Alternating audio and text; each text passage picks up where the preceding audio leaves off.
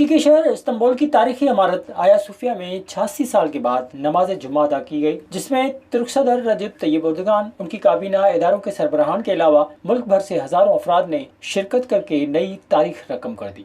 حال ہی میں ترک عدالت کی جانب سے تاریخی عمارت آیا صوفیہ کو دوبارہ مسجد میں تبدیل کرنے کی اجازت دیے جانے کے بعد آج پہلی بار یہاں نماز پڑھی گئی۔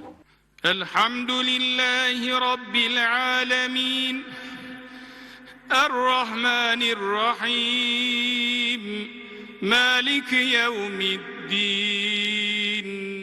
آیا صوفیہ کو 1500 سال پہلے بازنطینی عہد میں گرجا گھر کے طور پر تعمیر کیا گیا تھا۔ 900 سال بعد سلطنت عثمانیہ کی فوج نے استنبول پر قبضہ کیا اور اسے مسجد میں بدل دیا۔ 80 سال قبل جنگ عظیم اول کے خاتمے کے بعد سلطنت عثمانیہ کے بکھرنے اور جدید سیکولر ترکی کے قیام کے بعد مصطفیٰ کمال اتاترک نے مسجد کو 1934 میں میوزیم میں تبدیل کر دیا۔ چرچ سے مسجد اور پھر میوزیم کے بعد دوبارہ مسجد میں تبدیل ہونے والی عمارت میں 24 جولائی کو 86 سال بعد نہ صرف نماز جمعہ ادا کی گئی بلکہ اسی دن عمارت میں تقریباً 9 دہائیوں کے بعد اذان بھی دی گئی۔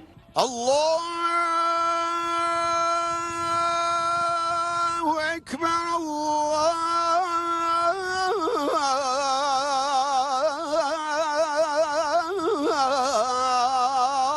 اکبر۔